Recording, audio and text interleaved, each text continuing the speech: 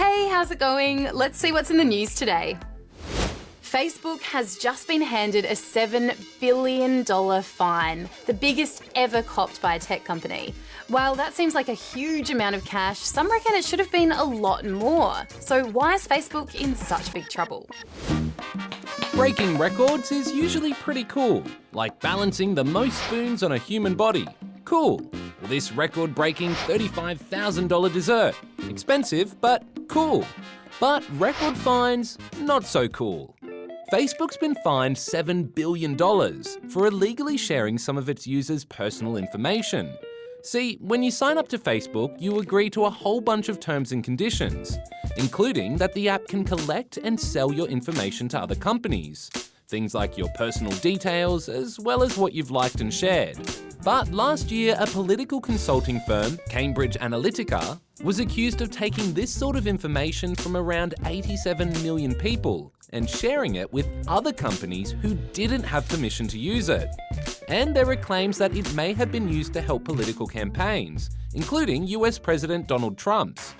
Some people reckon the fine isn't big enough, but it's still being finalised, and it could also come with a bunch of new rules on how Facebook uses private information in the future. So hopefully the next record they break won't be so expensive. The north coast of Western Australia has been hit by a massive 6.6 magnitude earthquake. The quake struck off the coast of Broome and was felt as far away as Perth. I'm standing there and then I thought, that's not right. That rumble was underground, and then all of a sudden I've just yelled out to my customers, get out of the shop! Luckily, there have been no injuries reported. Hollywood movie magic is heading down under.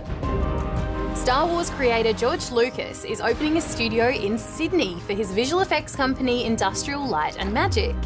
ILM's responsible for VFX in stacks of blockbusters like The Avengers, Jurassic World and Black Panther. When the studio opens, it'll mean a huge boost to Australia's film industry, and it'll create around 500 jobs. The Cricket World Cup and Wimbledon have just wrapped up, and both had absolutely blockbuster finishes. Let's check it out in today's sport. England has won the Cricket World Cup in a pretty controversial finish against New Zealand. The match finished in a tie and went to a super over where each team gets another chance to bat for 6 balls. That finished in a tie too. So, in the end, the game was decided by who hit the most boundaries during the match, which was England, handing them their first ever World Cup win. Absolute ecstasy for England! Agony for New Zealand! Novak Djokovic made history at Wimbledon in his win against Roger Federer. The marathon battle lasted a whopping 4 hours and 57 minutes, the longest singles final in Wimbledon's 152-year history. Meanwhile, Simona Halep won her first ever Wimbledon title against Serena Williams. And Aussie tennis legend Dylan Alcott won Wimbledon's first ever quad wheelchair singles final. And Lewis Hamilton has become the first ever driver to win 6 British Grand Prix. It wasn't the only record. Red Bull pulled off the quickest ever pit stop, a mind-boggling 1.9 seconds. Absolutely crazy stuff. With cricket and tennis hogging all the headlines in the wide world of sport, we thought it was only fair to give a bit of time to some forgotten competitions in our next segment, The Weird World of Sport. This is the Wooden Plough Buffalo Race. It's an important tradition for people in eastern Thailand because it celebrates the start of the sowing season.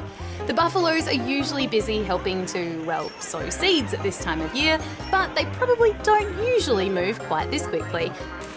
Neither do the people running behind, I imagine. This is the Battle of Water. The sporting event has been held in Madrid for 38 years. And it's a great way to cool off in the Spanish summer heat. And finally, a sport I'd like to be involved in. This is rabbit hopping. Pet bunnies like Spunky here compete against other bunnies in the Blue Mountains in New South Wales, showing off their graceful leaps and bounds. And bunny owners say there's no forcing their fluffy friends to hop, they only do it if they want to. Do you like bunny hopping or buffalo racing? I know I do. And if you do too, then you better hit subscribe so you can see more weird competitions that we cover in all of our videos. Oh, and while you're at it, press that bell button so you can get some notifications.